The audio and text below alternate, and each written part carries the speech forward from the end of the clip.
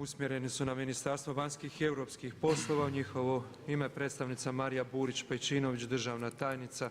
16. amandman došao je od strane zastupnika Joška Klisovića. Hvala lijepo gospodine predsjedniče, uvažene gospođe i gospodo zastupnici. Amandman se ne prihvaća jer u postojećim proračunskim okolnostima držimo da su planirana sredstva dovoljna. Želi li predstavnik predlagatelja uzeti riječ? Izvolite.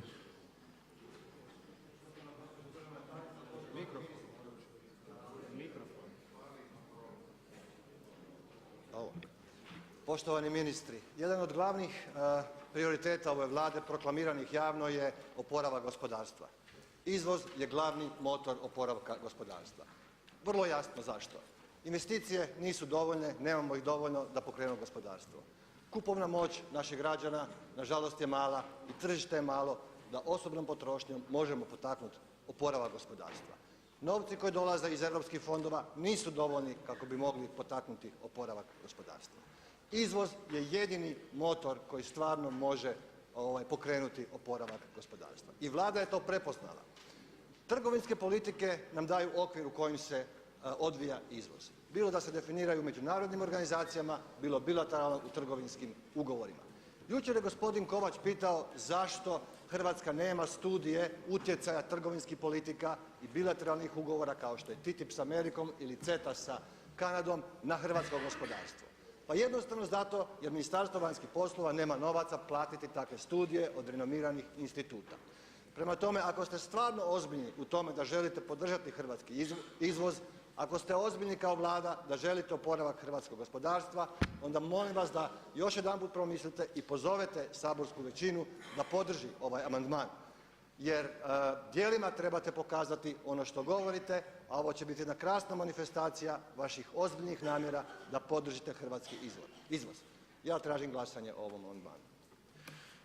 Hvala zastupniku Klisoviću. Molim zastupnice i zastupnike da glasuju o predloženom amandmanu. Glasovanje je završeno. Utvrđujem da navedeni amandman nije stekao dovoljnu većinu. 17. amandman također dolazi od zastupnika Joška Klisovića. Vlada ne prihvaća predloženi amandman s istim obrazloženjem. Držimo da u postojećim proračunskim okolnostima sredstva koja su planirana su dovoljna. Predstavnik predlagatelja želi uzeti riječ. Izvolite. Hvala lijepo gospodine predsjedniče Sabora. Dakle, iz glasanja o prvom amandmanu meni je sad potpuno jasno koliko je Vlada ozbiljna da podrži hrvatski izvoz.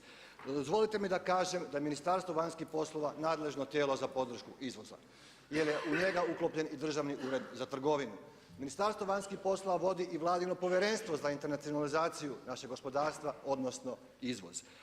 Prema tome, gospodarska diplomacija daje onu konkretnu podršku našim izvoznicima koja se svodi na to da pronalaze izvozne prilike, konkretne poslove, da rješavaju pitanje diskriminacije, oslobađaju robu na carini, da sudjeluju u osiguravanju naplate naših gospodarstvenika. I gospodarstvenici su prepoznali njihov rad.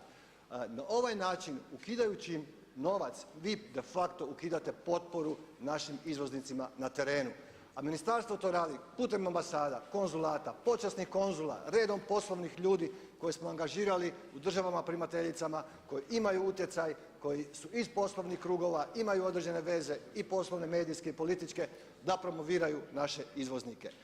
Jedino ministarstvo kome je pao proračun i to gdje je pao? Pao u segmentu gospodarske diplomacije. Tu ste rezali je Ministarstvo vanjskih poslova.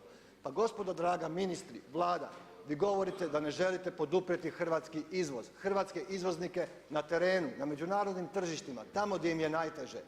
Ja ne mogu više vjerovati da ste ozbiljni u onome što govorite, da stvarno želite podržati hrvatski izvoz i hrvatskog izvoznika.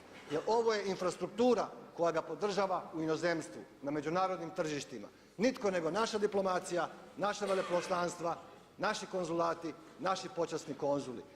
To su ljudi koje ova država ima, ova Vlada ima da podrže gospodarski oporavak i podrže izvoz. Sve aktivnosti gospodarske komore i drugih tijela su dobrodošle, ali nisu aktivnosti Vlade. Ovo su aktivnosti Vlade koje treba iz proračuna financirati. Vrijeme je isteklo. Molim vas glasanje, da. Molim zastupnice i zastupnike da glasuju o predloženom amandmanu.